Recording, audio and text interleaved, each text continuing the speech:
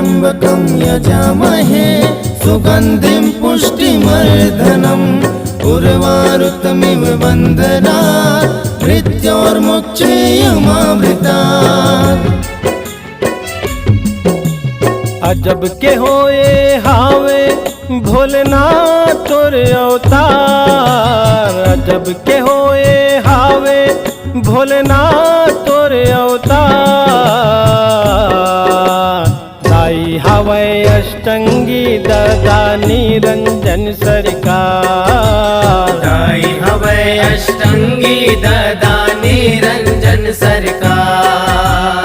अजब के होए हावे भोलेनाथ तोर अवतार। अजब के होए हावे भोलेनाथ तोर अवतार।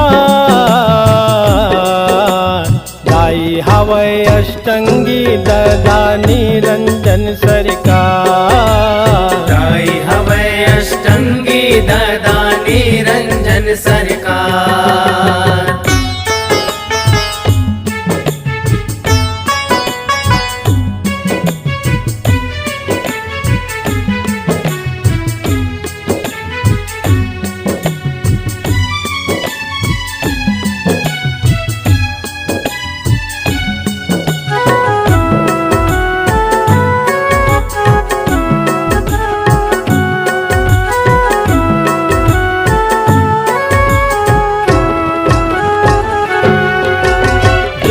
समय में ये दुनिया में जल रंग पानी भराए।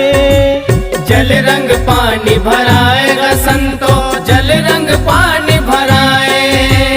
ब्रह्मा विष्णु और शंकर ला अष्टंगी उपजाए। अष्टंगी उपजाएगा भोला, अष्टंगी उपजाए। निराकार रूप काल निरंजन, निराकार रूप काल निरंजन रचना रचे है अपार।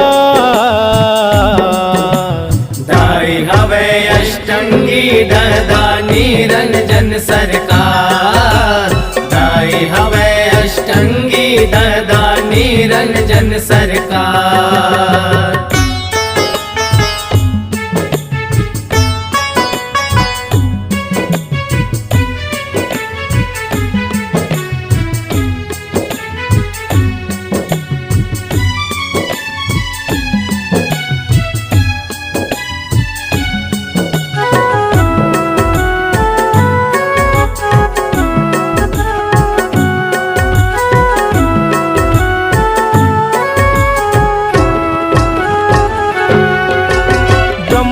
विष्णु लकहे अष्टंगी संग बिहाव करे बर। संग बिहाव करे बर संतो, संग बिहाव करे बर। महतारी ला कैसे बिहावन कहे दुनो देवन हर। कहे दुनो देवन हर भोला, कहे दुनो देवन हर। ब्रह्मा विष्णु लामा अष्टंगी, ब्रह्मा विष्णु लामा अष्टंगी करते तुरते खुआ।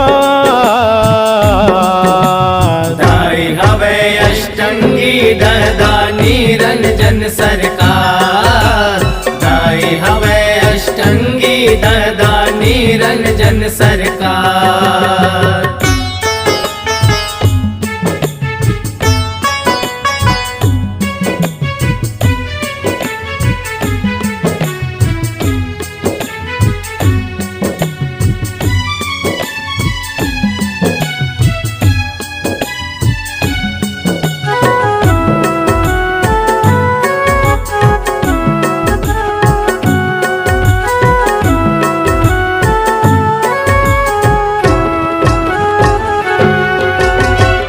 अष्टंगी आदि भवानी जग में अवतरिया थे।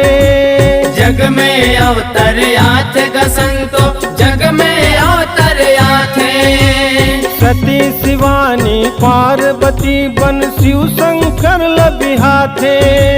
शिव शंकर लबिहा थे गा भोला, शिव शंकर लबिहा थे। अनुराग सागर में पूरन, अनुराग सागर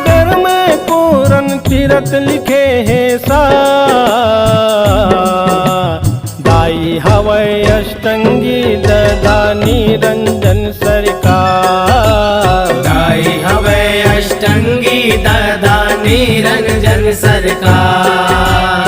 अजब के होए हावे भोलेनाथ तोर अवतार। अजब के होए हावे भोलेनाथ तोर अवतार।